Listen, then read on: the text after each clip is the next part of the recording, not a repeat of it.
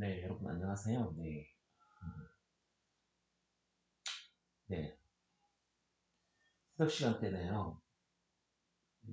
4시에 일어나서 지금 이제 녹화를 하고 싶은가 정신을 차리고 녹화를 할까 생각 중입니다. 네, 이 녹화가 장점이 저한테 하나 있긴 한데 뭐 언제 어디서나 녹화를 할 수 있다는 거랑 집에서 편하게 녹화할 수 있다는 거랑 뭐 이런 장점이 있네요. 네, 편하게 있고 녹화를 하고 있는데 여러분의 깊은 양해 바랍니다. 제가 여기서 딱 이렇게 정장을 하고 녹화를 하면 더 좋을 것 같은데, 네, 편하게 녹화를 하는 거, 네, 양해를 바라고요. 저희 저번 시간에 어디까지 했죠? 네, 여기까지 했죠? 네, 그 형식적 의미의 헌법과 실질적 의미의 헌법, 그렇죠. 자, 실질적 의미의 헌법은 형식적 의미의 헌법을 포함한 헌법이다. 네, 기억나시나요? 네, 이 실질적 의미의 헌법은 헌법이 존재할 수 있는 법의 형식, 즉 헌법의 법원, 즉 법의 원천이죠. 법의 원천을 확대하고 있는 거죠. 그러니까 그렇죠. 형식적 의미의 헌법은 딱 그 헌법전이라는 그 형식을 가진 그 헌법만이 헌법이다라고 하는데 실질적 의미의 헌법은 어떤 존재 형식보다는 과연 어떠한 뭐 헌법이 됐든 법률이 됐든 명령이 됐든 관습이 됐든 주리가 됐든 과연 그러한 그 법률이나 명령, 예를 들어서 법률이나 명령 거기에 헌법적인 사항을 다루고 있느냐, 헌법적인 사항을 다루고 있지 않느냐에 따라서 다르다고 했죠. 헌법적인 사항이 뭐죠? 음, 국가의 조직과 구성에 관한 사항 또는 국민의 기본권적인 사항을 다루고 있으면 그거는 헌법사항이죠. 두 가지가. 그 두 가지가 포함된 것이면 그게 법률이든 명령이든 조리든 그건 실질적 의미의 헌법이 된다. 그러면 당연히 형식적 의미의 헌법은 당연히 포함되겠죠. 왜냐면 우리나라 지금 형식적 의미의 헌법, 즉 헌법에는 뭐가 나와 있어요? 국가의 조직과 구성에 관한 사항과 또 국민의 기본권적인 사항이 나와 있는 거죠. 그래서 형식적 의미의 헌법은 당연히 포함이 된다. 자, 여기까지 저번 시간 했겠죠. 했죠. 네, 했겠죠. 아니, 했죠. 네. 자, 이번 시간에는 자, 역사적 발전 단계에 따른 헌법 개념을 좀 보겠습니다. 첫 번째로 고유한 의미의 헌법이라고 하는데, 이거를 다른 말로 국가조직법 규범이라고도 얘기합니다. 고유한 의미의 헌법, 다른 말로 국가조직법 규범, 자, 국가기관의 권한과 행사에 관한 법규범이다. 한번 제가 읽어볼게요. 어떤 시대에도 국가 권력은 존재하고 자연스럽게 이러한 국가 권력에 관한 조직과 권력을 행사하는 데 대한 원칙들이 설정되는 것이 요구된다. 이게 무슨 말이냐면, 자, 이제 역사적 발전 단계에 따른 헌법 개념인데, 자, 역사적으로 헌법은 어떻게 발전이 되어 왔나? 자, 이걸 말을 하는 거죠. 우리가 쉽게 생각해 볼 수 있는 게 구석기 시대에 어떤 시적 사회를 살았을 때도 사람들이 공동체에서 모여서 살면 거기에 누가 있었어요? 대장이 있었죠. 그리고 그 대장이 뭐 시키죠. 자기 그 부하들한테. 그쵸? 뭐 너는 땔감을 구해와라. 너는 뭐 불을 예를 들어서 너는 불을 붙여. 너는 어디서 곡식을 좀 가져와라. 막 이런 식인 거죠. 자, 이게 무슨 말이냐면 결국은 공동체라고 그렇죠. 공동체가 형성이 되면 그 공동체에서는 반드시 조직적으로 움직일 수밖에 없는 거죠. 그 조직이 정말로 세세하고 탄탄한 조직이냐 또는 세세하고 탄탄하지 않는 조직이냐를 떠나서 공동체에서는 사람 혼자서 어떠한 사람이 혼자서 뭘 할 수가 없는 거죠. 결국은 각기 유기적인 그런 조직이 생기는데 그 유기적인 조직이 바로 국가의 조직과 구성에 관한 태동이라는 거죠. 음, 그게 문서로 되어 있든 그러한 조직이 그때 당시에 뭐 문서로 되어 있든 아니면 말뿐이든 이해 가시나요? 어떠한 공동체가 움직이려면 그러한 조직들이 반드시 생겨날 수밖에 없다. 이게 그런데 그 조직을 어떤 문서로 규정했든 문서로 규정하지 않든 자 그럼 뭐죠? 거기 안에서 어떤 조직과 구성에 관한 사항이 나와 있는 거죠. 그렇기 때문에 우리는 그걸 고유한 의미의 헌법이라고 얘기합니다. 다시 말하면 어떤 국가든 그게 문서로 되어 있든 문서로 되어 있지 않든 자 고유한 의미의 헌법은 반드시 가지고 있을 수밖에 없는 거죠. 그렇죠? 국가를 혼자서 다스릴 수는 없으니까, 그죠? 조직이 당연히 생기니까. 그 조직이 문서가 되어 있든 문서가 되어 있지 않든 뭐예요? 그거는 고유한 의미의 헌법인 거죠. 즉, 고유한 의미의 헌법이라고 얘기하는 것은 국가 조직에 관한 구성과 원리만 규정을 하고 있었죠. 이해하시나요? 음.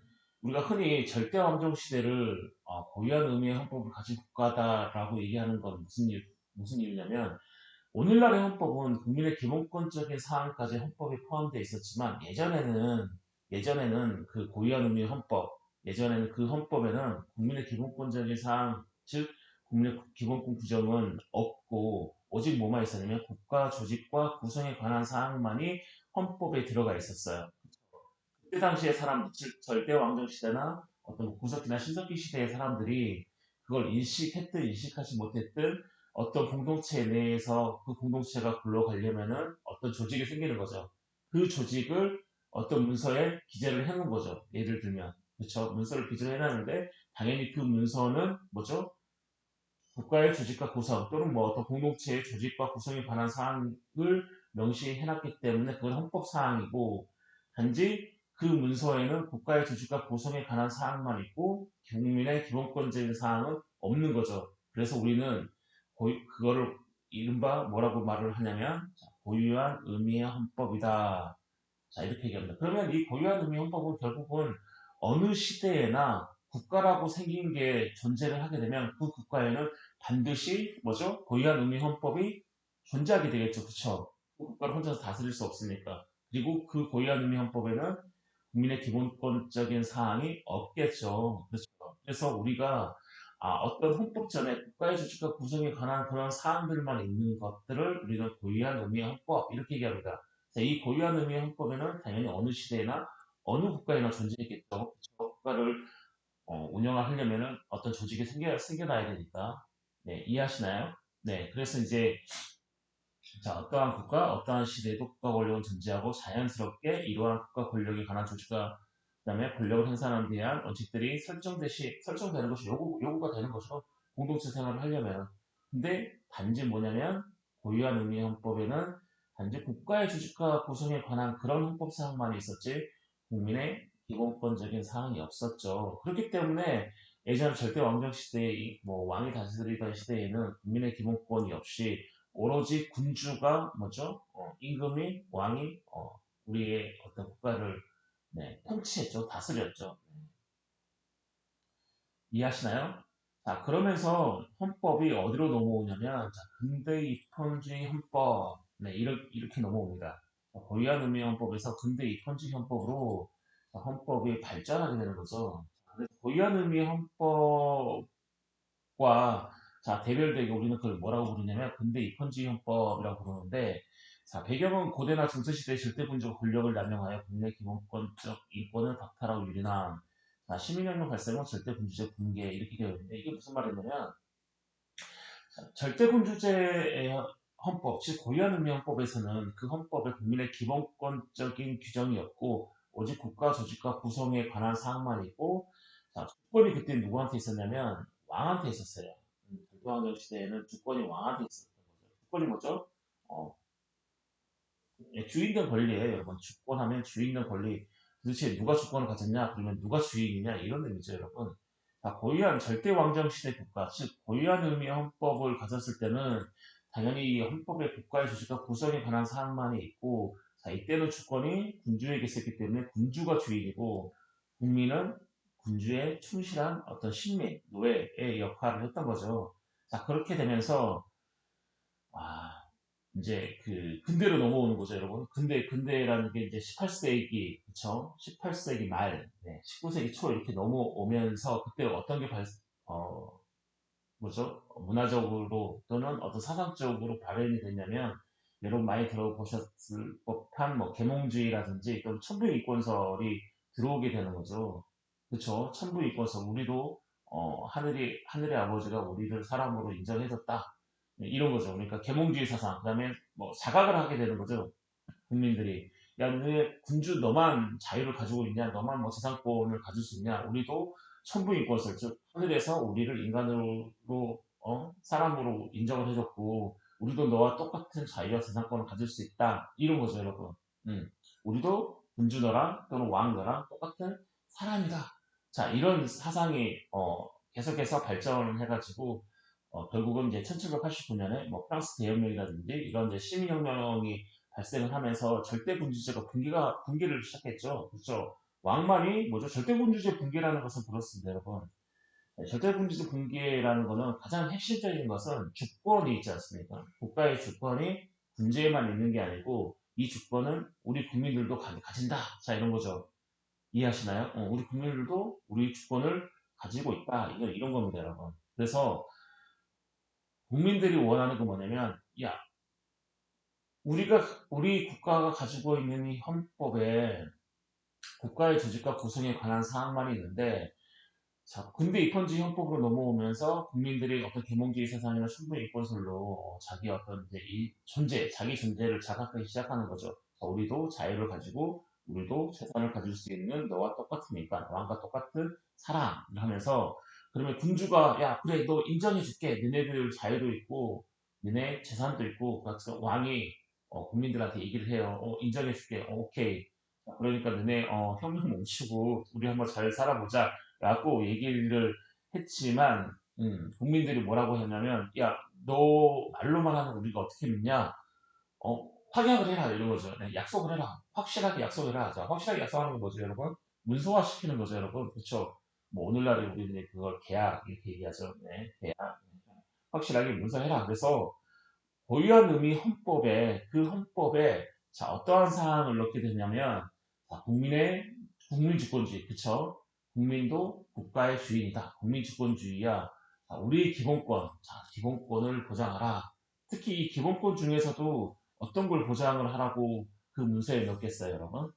이 고유한 의미 헌법에 자, 국가의 조직과 구성에 관한 사항 여기에 플러스 해가지고 자, 국민 주권주의를 여기에 명시를 하고 우리의 기본권 보장을 이 문서에 이 헌법인 거죠. 이 헌법에 명시해라 했을 때 가장 중요한 기본권 뭐죠? 이때 당시에는 절대왕정 시대에는 얘네들이 뭘 뺏겼어요? 국민들이 자유를 뺏겼죠. 그래서 이 헌법에 자유를 명시해라. 우리도 자유를 가지고 있다. 그리고 이 자유가 정말로 실현이 되려면 뭐가 있어야 되는 거죠? 재산이 있어야겠죠, 여러분. 여러분 배고픈데 진정한 자유가 있을 수 있을까요? 정말 극단적으로 생각을 해서 어, 배가 고픈데 자유를 누릴 수 있을까요? 그렇죠. 우리가 원치 않게 돈을 벌러 나가야 되는 거잖아요, 여러분. 여러분 왜 돈을 벌어요? 먹고 살려고 그렇죠. 먹고 살려고 돈을 벌잖아요. 그럼 먹고 살려고 돈을 버는데 돈 버는 시간에는 자기는 돈을 벌기 싫어요. 나는 놀고 싶은데 돈을 벌러 나갈 수밖에 없어요. 그러면 극단적으로 생각하면 자유가 제한되는 거잖아요. 그렇기 때문에 이 진정한 자유는 당연히 뭐하고 같이 따라와요? 재산권하고 따라오죠. 근데 이때 당시의 재산권은 어떤 재산권이었냐면, 자, 절대적, 신성시대는 절대 불가침적 재산권이었어요. 왜냐면 하도 군주가 절대왕정 시대에는, 즉, 임금, 또 왕이 다스리는 그때 시대에는, 왕이, 국민들의 어떤 자유도 뺏어가고, 그 다음에 재산권도 뺏어갔기 때문에, 근데 입헌주의 헌법으로 넘어오면서 자 고유한 의미 헌법에 있는 국가의 조직과 구성에 관한 사항 거기에 더 플러스해서 어떤 걸 집어넣었냐면 자 일단 국민 주권주의를 집어넣었고 그다음에 기본권 중에서도 자유권과 재산권인데 군주가 하도 이제 국민들의 그 자유와 재산을 절대왕정 시대에는 수탈을 했기 때문에 자, 이 자유뿐만 아니고 이 재산권에 대해서도 군주너가 절대로 건드릴 수 없어. 이 재산을 가지고 있는 소유권자가 뭐 처분하거나 또는 양도하지 않은 이상 국가 또는 타인이 내 재산에 대해서 절대 손을 댈 수 없다. 자, 이런 절대적 재산권이 어디에 들어가 있냐면 근대 입헌주의 헌법으로 들어가게 됩니다. 배경은 그런 거죠. 하도 그 전에 하도 군주가 막 뺏어가가지고 왕이 뺏어가가지고 절대 손 못 댄다. 그래서 이 재산권이 근대 입헌주의 헌법에서는 되게 절대적이고 신성시됐습니다. 이해하시나요, 여러분? 음. 자, 이렇게 근대 입헌주의 헌법으로 발전을 했다가 자, 오늘날은 현대 국제주의 헌법으로 넘어왔죠. 자, 뭐 계기를 그렇죠, 여러분.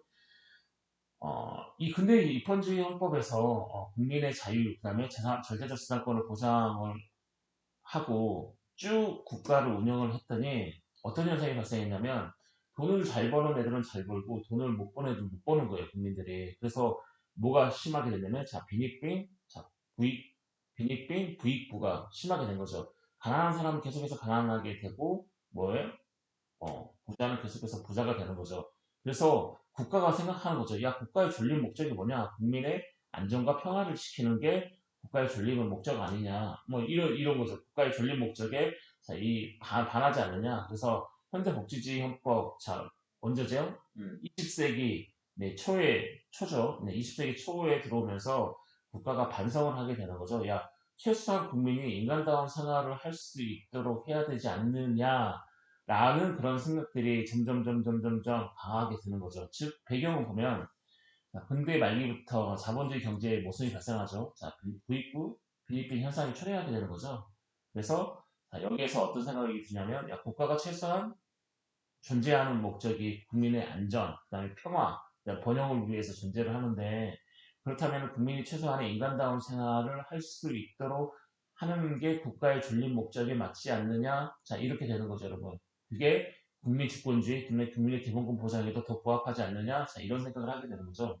그러면서 20세기 초에, 자, 이제는 고유한 의미 헌법 플러스 근대 입헌주의 헌법인 거죠. 즉, 국가의 조직과 구성에 관한 사항, 거기에 뭐죠? 근데 입헌주의 헌법으로 넘어오면서 거기에 국민주권주의 어떤 기본권이라든지 절대적 재산권이 뭐죠? 보장이 되는데 거기에 플러스해서 어떤 개념이 또 그 헌법 속에 들어가냐면 복주지 이념이 현대 복지주의 헌법에 들어갑니다. 즉 근대 입헌주의 헌법에 어떤 게 들어갔어요? 이 복지주의라는 이념이 등장하게 되는 거죠. 즉 생존권적 기본권들이 강조가 되는 거죠. 최소한 국민들이 인간단성을 해야 되지 않겠느냐. 자, 이러면서 행정권적 기본권들이 강조가 되고, 자, 이러면서 뭐죠? 국가가 조금 더 국민의 생활에 개입하게 되는 거죠. 근데 입헌주의 헌법 때는 국가가 그 전에 잘못한 게 있죠, 여러분. 절대 왕정 시대에 국가가 하도 국민들의 어떤 자유와 재산을 뭐죠? 음, 억압을 했죠. 그래서 근데 입헌주의 헌법 때는 야, 너 노터치 이렇게 했는데 자, 현대 복지지원법으로 넘어오면서 국가가 조금씩 어떤 개인의 어떤 생활에 또는 개인의 어떤 국가 그 경제 질서에 개입을 하게 되는데 개입하게 된 이유가 뭐냐면 이 복지주의 이념이 등장했기 때문입니다. 그래서 이제 근대 입헌주의 헌법에 복지주의가 가미되면서 헌법이 어떻게 바뀌냐면 현대 복지주의 헌법으로 바뀐다. 복잡한 게 결국은 생존권적 기본권인 거죠. 네. 빈익빈 부익부가 심해지다 보니까 뭐 동사하는 사람, 아사하는 사람들이 많이 생기는 거예요. 그래서 국가가 사경제 질서에 조금 더 개입을 해서 국민이 최소한의 인간다운 생활을 할 수 있도록 국가가 개입하게 되는 거죠. 이해하시나요? 그러면서 그 생존권적 기본권, 즉 사회적 기본권이라고도 얘기하죠. 그 사회적 기본권이 최초로 헌법에 들어오게 된 헌법이 1919년 독일의 바이마르 헌법 때 처음으로 이 사회적 기본권이 헌법에 들어오게 됩니다, 여러분. 그래서 이 역사적 발전 단계에 따른 거 보면 헌법의 개념을 보면 첫 번째로는 고유한 의미 헌법, 두 번째로는 근대 입헌주의 헌법, 세 번째로는 현대 복지주의 헌법인데 자, 다시 한번 정리하면 고유한 의미의 헌법은 어느 시대나 어느 국가에나 있었던 거죠. 네, 그 사람들이 자각했든 자각하지 못했든 공동체는 혼자서 운영할 수 없기 때문에 즉 그 고유한 의미의 헌법은 국가의 조직과 구성에 관한 사항만 있었으면 자, 근데 입헌주의 헌법 때는 여기에 뭐가 들어가냐면 제일 중요한 게 국민 주권주의와 기본권 보장. 자, 기본권 중에서도 자율권과 절대적 재산권이었는데 자, 현대복지주의 헌법으로 넘어오면은 거기에 하나 더 뭐가 들어가냐면 뭐가 들어가요? 복지가 들어가는 거죠.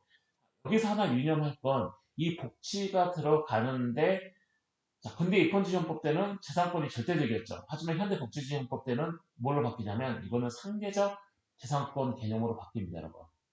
그 말은 뭐냐면 국가가 절대왕정 시대에 하도 많이 터치를 하니까 근데 입헌주의 헌법 때는 야 노터치 하면서 재산권에 대해서 국가가 절대 손을 대지 못하게 했는데 자, 현대 복지주의 헌법은 국가의 존립의 목적이 국민의 안전과 최소한의 인간다운 생활인데 국가가 개인의 재산에 손을 대지 않고는 이걸 할 수가 없는 거죠. 예를 들면 그런 거죠.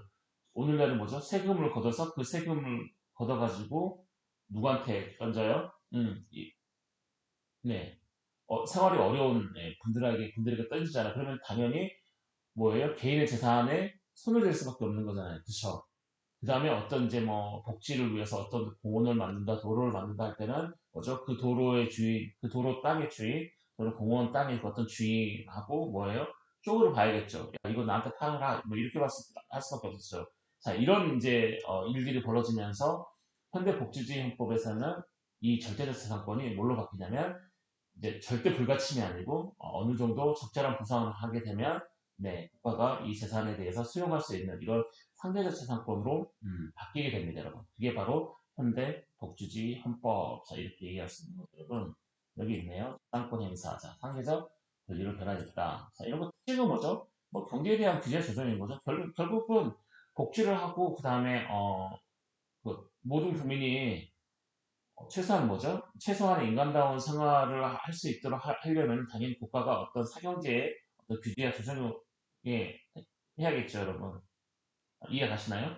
국가가 그냥 냅둬버려요. 니네 알아서 해라. 니네가 돈을 벌든 말든 나는 상관없으니까 니네가 나한테 노트 치하라면서 그래서 국가가 방관을 하고 있으면 당연히 빈익빈 부익가 더 심해지겠죠. 자, 국가의 어떤 이제 전략 목적이라든지 국민의 최소한의 인간다운 생활을 보장하기 위해서 국가는 사경제에 조금씩 개입하게 되는 거죠. 자, 현대복지지원법에서는 계속해서 국가가 이런 부분에서 많이 개입을 하고 있죠. 뭐 때문에? 명분은 이 복지 때문에 그렇죠. 이 생존권적 기본권, 즉 다른 말로 하면 이 사회적 기본권에 대한 확대, 보장을 위해서 국가가 조금 더 개입을 하고 있고 지금 오늘날에는 또 너무나 국가가 이제 또 개입한다 이런 이제 비판의 여론도 있죠. 국가가 더 이상 이제 국민의 기상권에 대해서 뭐 개입하면 되지 않는다. 뭐 이런 비판의 여론도 있습니다, 여러분. 뭐 그런 거죠. 뭐 절대왕정 시대 또는 뭐 고유한 의무연법의 뭐 핵이냐 뭐 이런 거죠, 여러분. 네, 하여튼 그렇습니다, 여러분. 네. 자, 그래서 국가가 개입하고 규정을 신설해야겠죠. 왜냐하면 이 규정을 신설하는 건 당연히 복지를 하기 위해서. 네. 자, 그다음에 이 재산권이 뭐냐? 그 절대적 재산권에서 상대적 재산권으로 변화했다는 말은 무슨 말이냐면 절대 손을 못 댔죠. 네, 재산의 소유자가 노터치 하라 그래서 노터치 하고 그다음에 재산의 소유자가 이건 내가 처분할게 양도할 때 하지 않는 이상 절대 국가가 그 재산에 대해서 네, 손을 못 댔는데 현대복지재헌법으로 넘어오면서 이 재산권이 상대적 재산권으로 변화했고 공공분이 적합하게 이 공공분의 적합성에 대한 이 규정도 도입을 하게 됩니다. 예를 들면 뭐 이 재산권 이 자기 재산이라고 해서 근대 입헌지원법 때는 막 써도 되는데 현대에서는 너의 재산이지만 이 너의 재산이 공공복리에 부합하게 써야 된다는 거죠. 음. 공공복리를 해치는 재산권의 행사는 안 된다 이런 거죠. 이 공공복리 적합 규정도 내놓습니다. 평등의 관념 변화. 자, 절대적 외형적 평등에서 상대적 실질적 평등으로 진화했다. 절대적 평등은 결과적 평등을 얘기하는 거죠, 여러분. 네. 뭐 예를 들면 절대적 평등은 뭐가 있을까요, 여러분?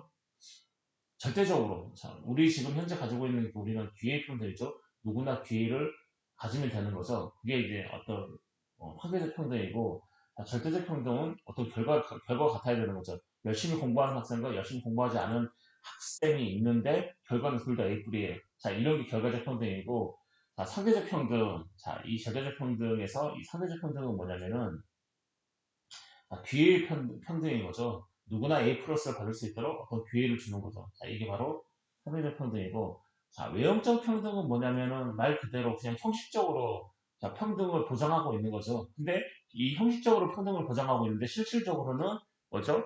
평등이 보장되지 않아요. 네. 무슨 말 이해 가시나요? 네. 출발점이 다를 수도 있으니까. 그렇죠.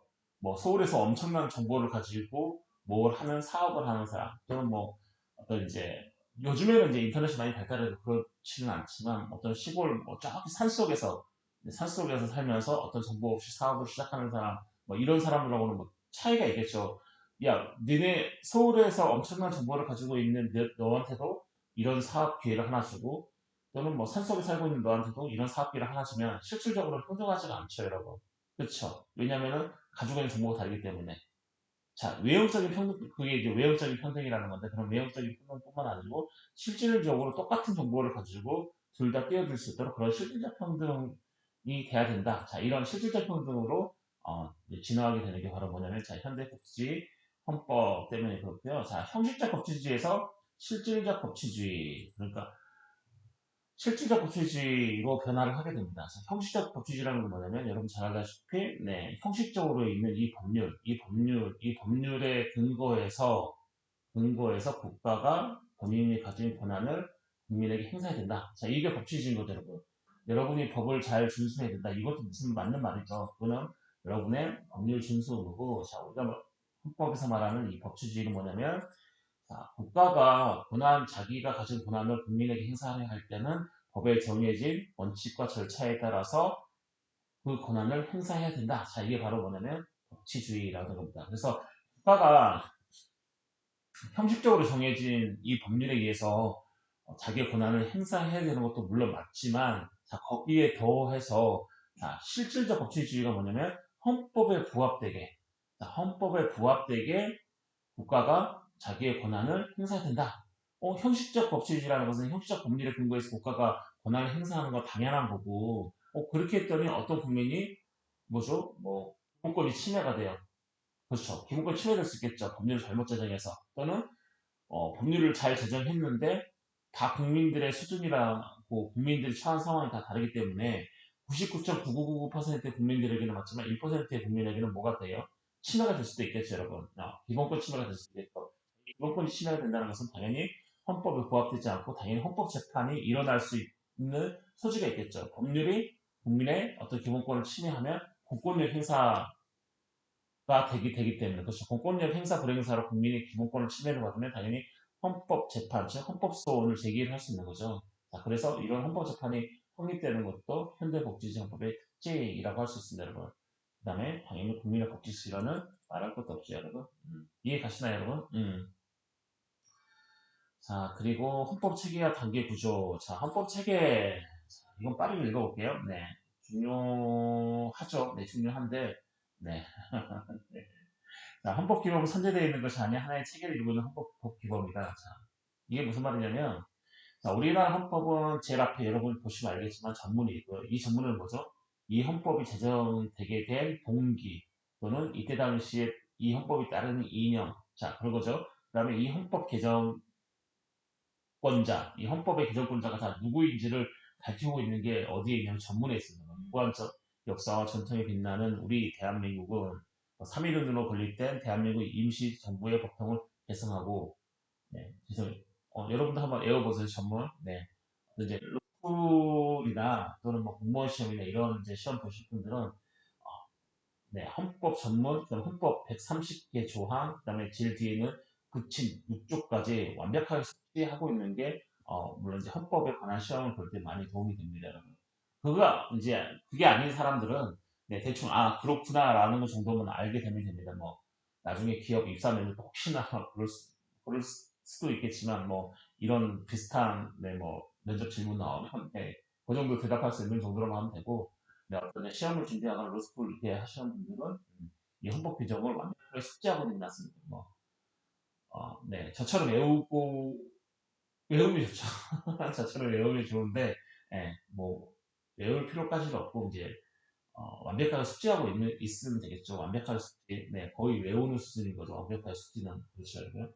여튼, 자, 우리 헌법은, 자, 전문, 그 다음에 헌법 130개 조항, 6조가 있는데, 자, 이 헌법 규정, 즉, 130개 조항 내에서 이 130개 조항이 막 따로따로 막 떨어져서, 뭐, 니 잘났네, 내 잘났네, 이렇게 따로 떨어져서 이렇게 뭐 존재하는 게 아니고, 자, 우리나라 헌법 규범은 제1조부터 130조까지 완벽하게 유기적인 체제를 가지고 하나의 체계를 이루고 있다. 자, 이런 뜻입니다. 예를 들면, 헌법 제1조부터 9조까지는 헌법 통관 부분에 해당되고, 그다음에 헌법 10조부터 30조까지는 국민 어떤 기본권적인 사항, 그다음에 헌법 40조부터 127조까지는 국가의 조직과 구성에 관한 사항, 그다음 헌법 128조부터 130조까지는 헌법 개정 절차에 관한 사항, 이런 딱 체계를 가지고 있고, 그 다음에 1, 2, 3, 4, 5, 6, 7, 8, 9, 10 쭉 나가는데 그 안에서 각 조항별로도 서로 유기적인, 충돌되지 않는 유기적인 그런 체계를 이루고 있다. 자, 이 얘기를 하는 겁니다, 여러분. 자, 그리고 헌법의 중대 양대 용서는 당연히 뭐죠? 절대주의라는 즉 고유한 의미 헌법 때 있었던 국가의 조직과 구성에 관한 사항. 그다음에 또 뭐죠? 근대헌 헌법에 들어왔던 국민의 기본권적인 사항. 이게 바로 헌법의 중대 양대 요소입니다. 헌법은 어떻게 구성되어 있느냐? 국가의 조직과 구성에 관한 사항, 그 다음에 국민의 기본권적인 사항으로 구성된 게 바로 헌법이고, 우리는 국가의 조직과 관한 사항하고 국민의 기본권적인 사항을 뭐라고 부르냐면 헌법 사항이라고 부르는 겁니다, 여러분. 그리고 이 헌법 사항이 헌법전이라는 뭐죠? 형식이 있으면 그는 우리가 그거를 형식적 의미 헌법이라고 부르는 거고, 자, 형식적 의미의 헌법전에는 없지만 뭐 법률이라든지 명령이라든지 그 밑에 하위 법률, 명령, 뭐 조리, 규칙 이런 데에 헌법적인 사항이 들어가 있을 수도 있잖아요. 그렇죠? 뭐 예를 들면 정부조직법이라든지 그렇죠? 헌법재판소법이라든지 자 그럴 때 우리는 이걸 뭐라고 부르냐면 형식은 법률이지만 실질적 의미의 헌법이라 부른다고 제가 저번 시간에 말씀을 드렸습니다. 자 그리고 자 헌법은 그러면 결국은 두 가지 요소로 구성되어 있는데 그쵸? 국가의 조직 구성에 관한 사항과 국민의 기본권 사항으로 구성이 되어 있는데 자 기본권 규정이 목적적이다 말은 뭐냐면 결국은 뭐죠? 절대주의 시대에서 근대 입헌주의 헌법으로 넘어오면서 뭐예요? 국가가 더 이상 국민을 건드릴 수 없고 국민도 뭐죠? 왕하고 똑같은 사람이고 국가의 주인이다. 자 이런 거죠.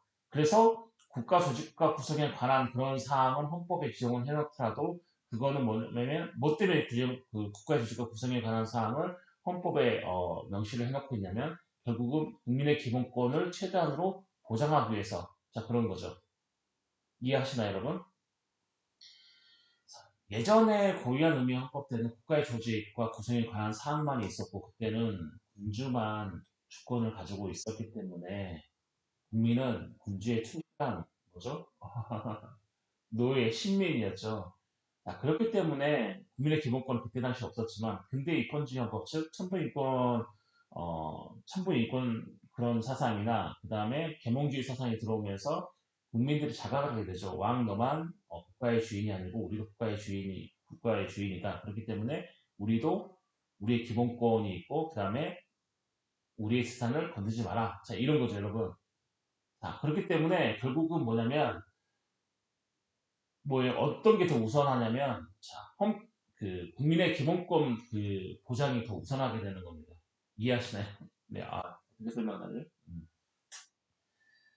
헌법이 존재하는 목적은 결국은 여기 보시면 자, 국민의 기본권을 최대한 보장하는 데 있다. 그런 거죠. 예전에는 군주만 주권을 가졌지만 근대 입헌주의 헌법으로 넘어오면서 국민도 이제 주권을 가지게 되고 결국에는 점점 뭐가 중요해지냐면 국가는 국민을 위해서 존재하고 국민의 기본권을 보장하는데 중점을 둬야 되고 국민이 편안하고 안전하게 사는데 최소한의 인간다운 생활을 할 수 있도록 국가는 보장을 해야 되는 거죠. 자 그러면서 그러는 거죠. 예전에는 국가의 조직과 구성에 관한 사항, 즉 이 국가의 조직과 구성에 관한 이 헌법 사항마저도 뭐 때문에 존재하게 되냐면 국민의 기본권을 최대한 보장하는 데 목적을 두고 존재하는 겁니다, 여러분. 이해하시나요? 그러니까 국가의 조직과 구성에 관한 사항이 오늘날의 헌법에 규정되어 있는 이유는 뭐냐면 국가가 자의적으로 본인의 조직을 구성하고 본인의 권한을 자의적으로 행사해서 국민의 기본권을 침해하면 안 된다. 즉 형식적 법치주의, 실질적 법치주의로의 변한 거죠. 변한 거죠. 그렇죠? 현대 복지정법은 실질적 법치주의니까. 그러니까 국가가 너네 권력을 행사할 때 그렇죠? 형식적 법치주의도 물론 따라야 되지만 자, 먼저 모든 국민의 기본권을 침해하면 되지 않고 국민의 기본권 보장을 위해서 우리는 실질적 법치주의에 따라야 된다. 자, 이렇게 되는 거죠, 여러분. 결국은 헌법의 전제의 목적이 국민의 기본권을 최대한 보장하는 데 있기 때문에 니네 국가의 조직과 구성에 관한 그런 사항들도 결국에는 국민의 기본권을 보장하는 쪽으로 구성이 되고 권한도 행사가 돼야 된다. 자, 이걸 규정을 해놓고 있는 거죠. 그래서 헌법 내에서 국가의 조직과 구성에 관한 사항과 국민의 기본권적인 사항이 만약에 충돌하게 되면 뭐가 더 앞서냐면 국민의 기본권적인 사항이 더 앞서게 되는 거죠. 왜냐하면 헌법의 존재 목적이 뭐냐면 국민의 기본권을 최대한 보장하는 데 있기 때문에 예전에 고유한 의미 헌법 시대에는 국민의 기본권이라는 거 없었기 때문에 그리고 국민에게 주권도 없었기 때문에 네, 국가의 조직과 구성에 관한 사항 딸랑 하나 있었기 때문에 이게 뭐죠? 충돌할 리는 없고 이제 뭐죠? 독점적인 지위를 가지고 있었지만 근대 입헌주의 헌법으로 넘어오면서 국민의 기본권 사항이 헌법에 편입하게 되고, 자, 그러면 이 국민의 기본권적인 사항과 국가의 조직과 구성에 관한 사항이 충돌할 때 어느 게 더 우선이냐? 당연히 헌법의 발전 단계에 따른 어, 개념을 보면 당연히 근대 입헌주의 헌법이 더 발전된 거고 현대복지주의 헌법이 더 발전이 된 거죠. 결국은 이 국민의 기본권적인 사항이 더 우위에 있다는 거죠, 여러분. 그리고 오늘날에 우리가 얘기를 할 수 있어요. 헌법의 존재 목적이 뭐냐? 그럼 우리는 당당하게 국민의 기본권을 최대한 보장하는 데 있다. 그렇기 때문에 헌법에 국민의 기본권적인 사항도 있고 국가의 조직과 구성에 관한 사항도 있지만 이 국가의 조직과 구성에 관한 사항이 존재하는 이유도 결국은 국민의 기본권을 최대한 보장하는 데 있기 때문에 결국 국민의 기본권 보장과 보장 규정과 국가의 조직과 구성에 관한 그런 사항들의 충돌을 할 때에는 당연히 국민의 기본권 보장 조항이 더 우선시한다 그런 거죠. 왜냐면 이게 더 뭐죠? 헌법의 존재 목적에 부합하는 거죠. 그렇죠? 그래서 결국은 이 기본권 보장이 목적적이 때문에 우선적 지위를 가진다라고 할 수 있습니다, 여러분. 국가 조직 국가 권력 조직 규범은 국민의 기본권 보장을 위한 어떤 수단적이나 공사적 지위를 가진다 이런 거죠, 여러분.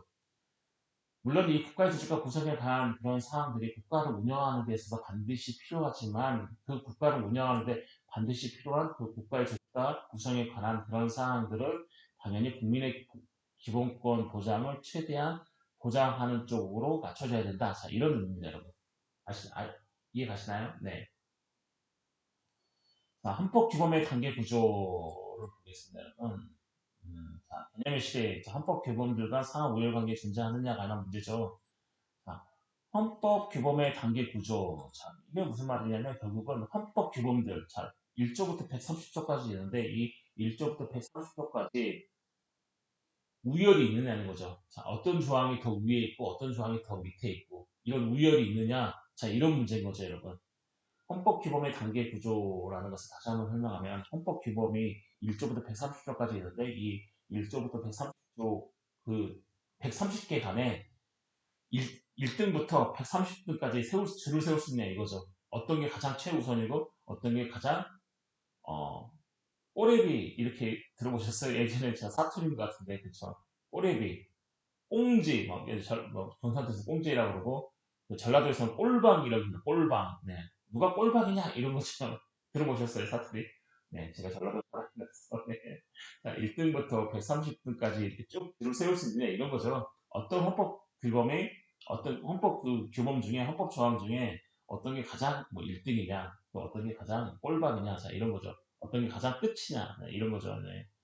자, 그럼 헌법 규범들 간의 상하 우열 관계가 존재하느냐 관한 그런 문제들 즉 헌법 규범들 간의 상호 충돌을 또는 무슨 시 어느 헌법 규범을 동성할 것인가 자 이런 문제인 거죠. 또는 조화론 해석을 위해 헌법 해석을 어떻게 할 것인가라는 경우에 실익이 있다. 헌법의 어떤 규범의 단계적 구조를 우리가 얘기하는 그 실익, 그러니까 이익인 거죠. 굳이 그럼 우리가 왜 헌법 단계 구조를 얘기해야 되느냐, 헌법 규범들 간의 어떤 우열을 얘기해야 되느냐, 우리가 굳이 왜 이걸 해야 되느냐, 이거에 대해서 우리가 얻는 이익이 뭐냐, 자, 이렇게 누가 물어봤을 때는, 그죠? 헌법 규범들 간의 어떤 이렇게 상호 충돌 시에 어떤 헌법 규범을 우선시할 것이냐에 따라서 어떤 기본권을 더 먼저 보장할 것인가, 자, 이런 이득을 얻을 수 있는 거죠. 예를 들면 뭐, 타인의 명예훼손, 뭐 언론의 자유라는 기본권 충돌 문제, 그런 거죠. 언론이 어떤 언론의 자유를 위해서 막 보도를 하는 거죠. 요즘엔 뭐 난리죠. 그쵸. 뭐 연예인들 또는 뭐 이제 그 스포츠를 하시는 그런 이제 분들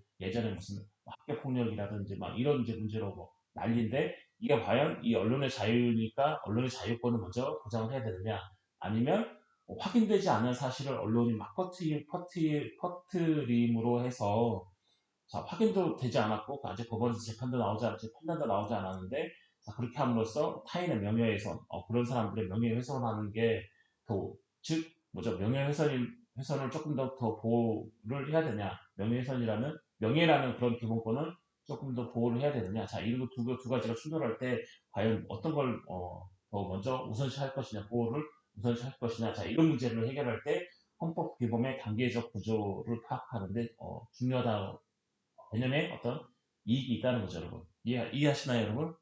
우리가 살면서 막 그런 거죠.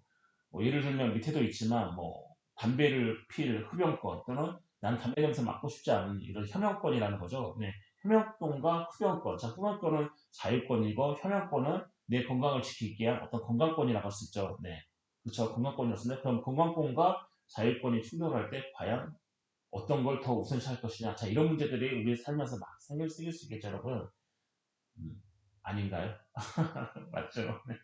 이럴 때 헌법 기범의 단계 구조를 파악하는 것 매우 이익이 있다. 이런 얘기입니다. 네. 이해하시나요, 여러분?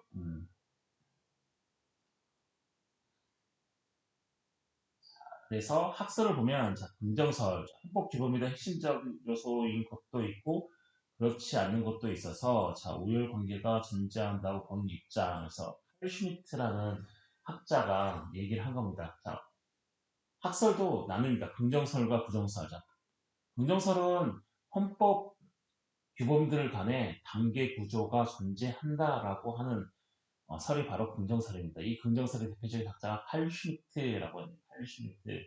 자, 칼슘이트 뭐라 그러냐면 헌법 규범 즉 우리나라 헌법을 예를 들면 우리나라 헌법 제1조부터 130조까지 규범을 보면 거기에 핵심적인 것도 있고 핵심적인 것이 아닌 것도 있다. 따라서 우열관계가 존재한다라고 보는 거죠. 야 그러면은 핵심적인 게 뭐고 핵심적이지 않은 게 뭐냐 사람들이 칼슘이트한테 물어보니까 칼슘이트가 뭐라고 대답하냐면 야, 헌법 제정 규범의 가장 첫 번째로 제일 중요하고 그다음에 헌법해 그다음에 세 번째로 헌법 개정 규범 네 번째로 헌법률의 단계 구조가 존재한다 자 이런 거죠.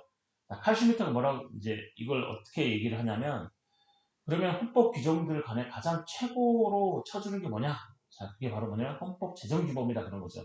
헌법을 제정할 수 있는 조항 그 규범의 가장 최고의 뭐죠 우선적 지위를 가지고 그 다음에 헌법핵 그 다음에 세 번째로 헌법 개정 규범. 우리나라 뭐 128조부터 130조까지 있는 헌법 개정 규범이 있죠. 그 다음에 네 번째가 뭐냐면 헌법률이다. 자, 이렇게 얘기하는 거죠. 자, 여러분은 헌법 핵은 뭐죠? 자, 헌법 핵이라는 건 그런 거죠. 예를 들면, 대한민국은 민주공화국이다. 이런 거. 저기 뭐죠? 우리나라 헌법 제1조에 보면, 대한민국은 뭐, 민주공화국이다. 자, 이거는 헌법 개정법, 즉 우리나라 헌법 개정 절차인 128조, 129조, 130조 이 개정 절차에 의해서도 대한민국은 민주공화국이다라는 헌법 조항을 개정하지 못해요. 이해하시나요? 응. 헌법 제3조의 영토 조항인 거죠, 여러분. 뭐 대한민국 영토는 한반도와 그 부속도서로 한다. 또는 뭐 헌법 제 뭐죠? 2조 모든 권력은 국민으로부터 나온다. 국민주권주의를 선언하고 있는 헌법 제2조. 자, 1, 2, 3조. 예를 들면 이 1, 2, 3조는 이 헌법 개정 규범 128조, 129조, 130조라는 자, 헌법 개정 절차 규범을 우리나라가 가지고 있는데 그 헌법 개정 절차 규범으로도 우리나라 헌법 제1, 2, 3조 예를 들면 그거를 개정하지를 못해요. 그렇죠. 민주공화국 또는 영토조항, 국민주권주의를 규정하고 있는 그런 조항들을 개정을 못하는데 우리는 그때 그 조항을 뭐라고 부르냐면 이 칼 슈미트가 뭐라고 그러냐면 야 그런 게 바로 헌법 핵이다. 즉 무슨 말이냐면 헌법 개정 조항으로도 개정할 수 없는 헌법 조항이 있다. 이게 바로 헌법 핵이고 이 헌법 핵이라는 것은 이 헌법 제정 규범과 헌법 개정 규범 사이에 존재한다. 즉 이등으로 존재한다는 거죠, 여러분. 그 다음에 자, 헌법 개정 규범으로 개정이 가능한 그 헌법 조항을 뭐라고 그러냐면 헌법률이다 이렇게 얘기하는 거죠.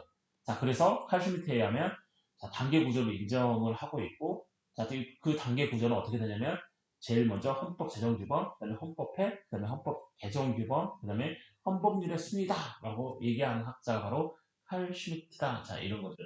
이해가시나요, 여러분? 음. 자, 그리고 부정서를 보시면 자, 법 실증주의 이론에 따를 경우에 헌법 규범들은 모두 실적법에 의해 개정이 가능한 것과 헌법 규범 간의 우열관계가 인정하지 않은 이게 무슨 말이냐면 자, 헌법 규범의 관계 구조를 인정하지 않는 거죠. 즉 헌법 1조부터 130개 조항은 서로 우열관계가 없다. 똑같다. 서로 동등하다. 자, 이런 거죠, 여러분. 이렇게 보는 게 바로 부정설이에요. 법 실증주의 이론에 따를 경우 법 실증주의를 간단하게 얘기하면 우리 사회에 통용되는 법만이 법이다라고 얘기하는 사람들이 법 실증주의라는 거죠, 여러분. 뭐 관습법 이런 것 다 필요 없고 우리 사회에 통용되지 않는 것들은 네, 법이 아니다. 자, 이런 거죠. 법 시행주 이론에 따르면 결국은 헌법 규범들은 모두 실정법에 의해서 개정이 가능한 것으로 보는 거죠, 여러분. 그러니까 우리 사회에 통용되는 법만이 법이라고 보는 주의가 법실증주의고 이 법실증주의 사상을 가지고 있으신 이 주의를 따르는 분들은 뭐라고 그러냐면 우리 사회에서 통용되고 있는 이거를 실정법이라고 얘기하는데 이 실정법들은 모두 다른 실정법들에 의해서 개정이 가능하다 이렇게 보는 거죠. 이해하시나요? 그러니까 실정법이 우리 사회에서 통용되고 있는 게 법만이 실정법이고 이 실정법은 당연히 다 개정이 가능하다. 다 개정이 가능하다 보면 결국은 뭐 80m 얘기하는 것처럼 무슨 헌법 제정규범이라는데 헌법에 이런 게 없고 모든 게 개정이 가능하다. 자 이런 거죠. 자 이렇기 때문에 당연히 헌법 규범들 사이에서는 우열 관계가 존재하지 않는다라고 보는 게 자 부정선인 거죠, 여러분. 자, 헌법 개정 규범으로 개정을 할 수 없는 게 당연히 헌법뿐만 아니죠. 헌법 제정 규범도 당연히 헌법 개정 규범으로 뭐예요? 개정이 안 되는 거죠. 여러분 당연히 헌법회보다 더 위에 있기 때문에. 네. 자, 예를 이거 들었죠. 여러분 후별권과 형용권 그렇죠. 자, 기본권 충돌로 인한 기본권들 간 우열관계를 인정한 예를 보여주고 있으나 헌법 규범은 헌법재판에 대상이 되지 않는다고 보고 있음. 자, 우리나라에서 이제 어떻게 보고 있냐면 자, 이런 겁니다. 자, 예를 들어서 판례는 흡연권과 협연권 해가지고 흡연권을 협연권을 조금 더 위에 있는 기본권을 본 거죠, 여러분. 음. 즉 무슨 말이냐면 자, 우리나라 헌법재판소는 이러한 기본권이 충돌을 하게 되면 이 기본권 충돌로 인한 기본들 간의 우열 관계를 인정하는 예를 보여주고 있는 거죠. 그렇죠. 건강권이냐, 흡연 자유권이냐 이런 거죠. 흡연은 자유, 흡연은 건강권인데 이 두 가지 기본권 충돌을 하게 되면 어느 기본권을 더 우선시할 것이냐 했을 때 우리나라 헌법재판소는 건강권을 더 우선시한다. 자, 이런 판례를 통해서 어떤 기본권들 간의 우열관계를 인정하고 있는 한 가지 이해가 될 수는 있으나 결국은 이 헌법 규범은 헌법재판의 대상이 되지 않는다고 보고 있습니다. 이 말은 무슨 말이냐면 법률이 헌법에 위반할 때는 당연히 헌법이라는 기준이 있기 때문에 이 헌법이라는 이 기준으로 어떤 법률이 위헌이냐 또는 위헌이 아니냐를 판단할 수 있는 거죠. 왜냐면 기준이 헌법이기 때문에. 이해하시나요, 여러분? 우리가 그래서 위헌 법률 심판 이렇게 얘기하잖아요. 그래서 어떤 법률을 국회의원이 제정했는데 이 법률이 헌법에 부합하느냐 또는 헌법에 부합하지 않느냐에 따라서 이 법률을 폐지하기도 하고 살려놓기도 하고 이렇잖아요. 하지만 우리나라 헌법 규범은 헌법재판의 대상이 되지 않는다고 보고 있습니다. 당연히 어, 기본권 충돌이 되면 어느 기본권을 더 우선시할 것이냐라고 하면서 그 하위에 있는 뭐죠? 헌법 조항을 배제시킬 수는 있겠지만 그런 예가 이렇게 있죠. 자, 이런 예는 있지만 결국은 헌법 규범은 뭐라고 우리나라는 헌법재판소는 어떻게 보고 있냐면 헌법 규범을 배제시킬 수는 있어도 어떤 특정한 문제에 있어서 배제는 그때 당시 그 사건으로 그 사건에 한해서 배제시킬 수는 있어도 이 헌법 규범 자체가 헌법재판 즉 위헌법률 심판 이런 그렇죠 위헌 헌법 심판이 되겠네요. 그런 예, 뭐 가칭이죠 가칭. 네. 그렇게 헌법재판의 대상이 되지 않는다고 보고 있는 거죠. 위헌법률 심판의 대상이 되지 않는다고 보고 있는 거죠, 여러분. 이해하시나요, 여러분? 자, 이걸 잘 이해를 하셨으면 좋겠습니다, 여러분. 자, 우리나라 헌법재판소 결국은 자, 어떠한 기본권이 더 우열이 있느냐라고 판단을 하는 예는 있어요. 네, 예는 있지만 결국은 그게 바로 뭐냐면 헌법 규범이 헌법재판의 대상이 된다. 이런 걸 뜻하는 건 아니다. 자, 이렇게 보는 거죠, 여러분. 자, 그리고 이 밑에 보시면 자, 단계 구조가 나와 있는 거죠, 우리나라.